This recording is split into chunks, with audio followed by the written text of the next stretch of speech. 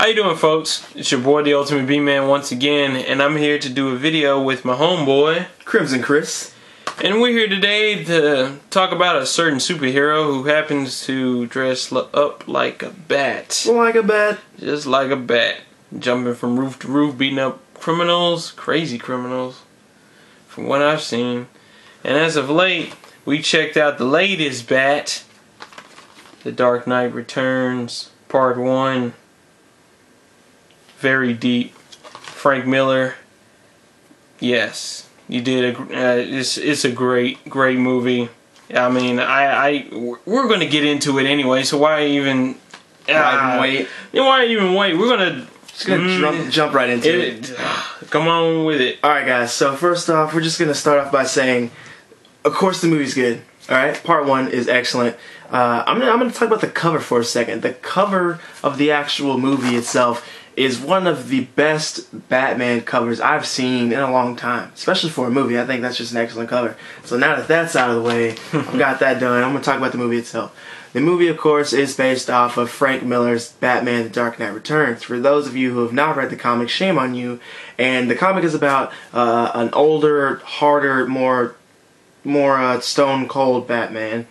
We all know Frank Miller likes to make his characters deep. He likes to have a big story. You know, all of these things building up to this one moment. And right. Part 1 of the movie is just the first half of the comic. The first half of the comic has more to do with Batman and his return. Bruce Wayne, actually, and his return of his role being Batman. He's been just Bruce Wayne for 10 years. He hasn't been doing his thing as Batman. He's quit. Jason Todd, the second Robin, has died thanks to the Joker, and due to some conflicts within Batman's world and Bruce Wayne's world, he's just quit. He's given up being the Batman. He is retired. Crime has obviously gone up.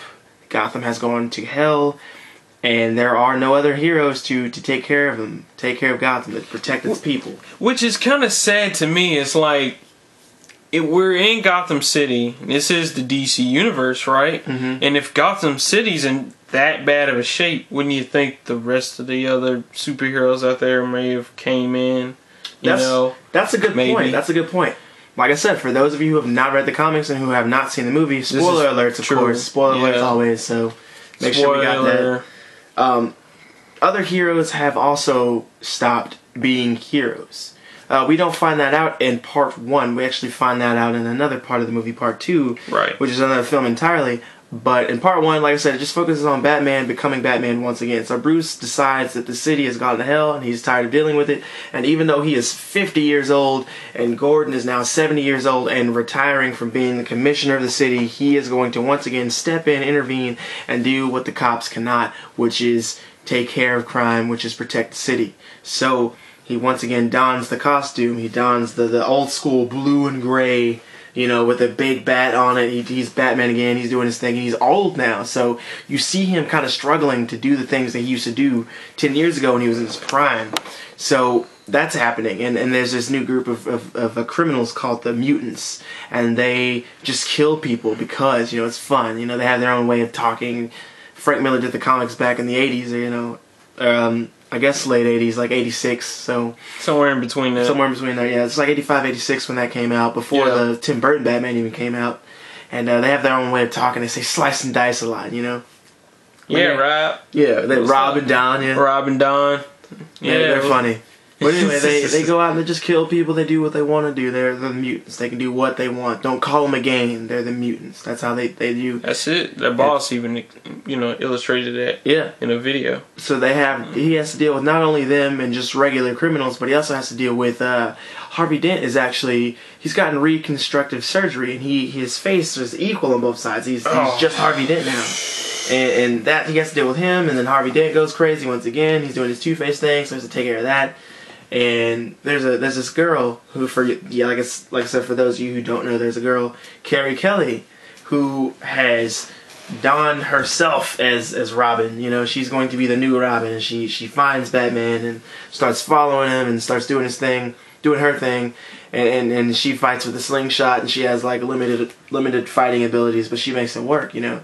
Right. So she's doing her thing, Batman's doing his thing, and he takes on all these people. He takes on the mutants. But the first time he takes on the mutant, I guess, master, he gets beat up pretty bad. You know, like I said, he's not in his prime. And Batman even tells Alfred, you know, after the fight, I tried to match his savagery, and that was my mistake. I should just be like I always am, which is smarter than him. I should outsmart him because he isn't very bright. So the next time Batman fights him, he has a plan. And his plan is to take this guy out surgically. You know, hitting pressure points, making the other guy make mistakes, talking him to death, pissing him off, doing the things that Batman does. You know, being the Bat. So he does that. And the fight scenes in this movie, excellent pieces of work. It's animated very well. The voice acting is actually a lot better than I expected it to be. April Winter as Ariel Winters as Robin is perfect. Her voice is perfect for it.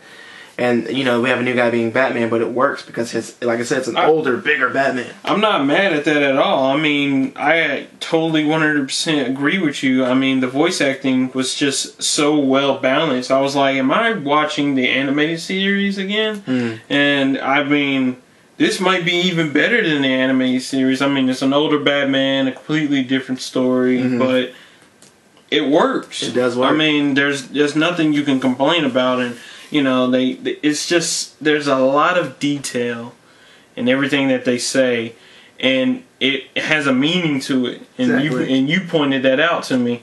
That's how I feel about it. It hits you right here, and you're like, wow, that's how the Batman's work. You know what I'm saying? And I can't even utter it right. All his feels. Bro, those feels. And the feelings just. I know them. I know those feels. Yeah. But so you got him doing that, and then after they take out, you know, the mutants and even Harvey Dent again, right? Batman's most notable foe, Joker, has actually been in Arkham, or this asylum, for years, for the 10 years Batman's been gone. Yeah, he's been getting help. He has nothing to do anymore. Batman's gone. There's no point for the Joker to exist, so he's just been in here like a vegetable. Pretty much. Then as soon as he hears on the news how Batman has come back and he's stopping crime and he's making a difference and people are talking about him again. And then Batman on top of that is even getting his own gang. Yeah, actually, the mutant gang, or half of the mutant gang, has actually become, they've actually marked themselves now as the Sons of the Bat, and they're pretty much Batman's little army, and they just beat the crap out of people who do the wrong thing. So criminals, drug dealers, rapists, serial killers, they just eat crap now. Yeah, please beware of the Sons of the Bat. Exactly. We will go around and, you know, do the complete opposite of what we were just doing. Instead of robbing banks, we're saving the banks.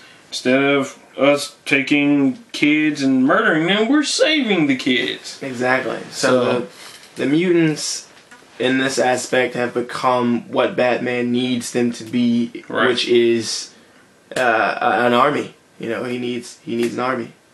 Also, the Joker, like we were mentioning before, has decided at the very end, the last scene of the movie is just him smiling, and he just says one word, and it's darling, and he's just like, darling, and it just shoots all kind of things up your spine. The way he says it just ends. It really does. I mean, I literally, the moment, that whole scene where everybody was just constantly talking about the Bat, and you see Joker react to that, just the word Batman, he's like, it's clicking again. I'm hearing his name, and now I'm interested again. So, and after he said darling, I was like, no. Yeah, because he doesn't move.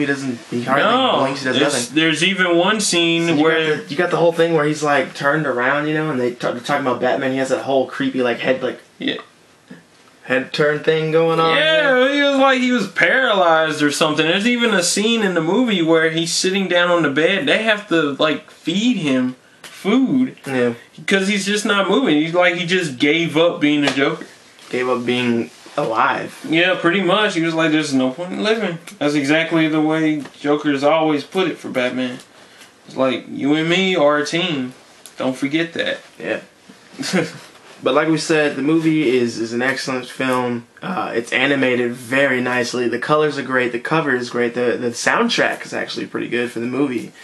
It's Frank Miller's Batman done justice. This movie is actually brutal. It really is. It really is, and that's what we want to see for a Batman, especially an animated Batman film where you have things to do. You know, it was good enough. It's one of those Batman films, especially animated. I put it up there with Mask of the Phantasm. That's like that's the best animated Batman film I've ever seen in my life. But this one, you know, it's right up there. It's right up there, and it's excellent. And I'm actually going to rewatch Mask of the Phantasm here soon, and then we'll probably do a review on that as well, just to get us back in it. You know, back in the whole bat. Yeah, and then we'll see which one's actually better. You know? Yeah, we'll compare. Yeah, we'll see what we can do about that. And for our next video, we're going to review part 2. So stay tuned for that. You ready to talk about part 2? Are you ready to talk? We'll talk about part 2 in our next video, guys. So stay tuned. Oh, we ready? Let's do this. See us out. As always, it's the ultimate B-Man, and alongside CrimmsonChris. And we will see you next time, brothers and sisters. Laters.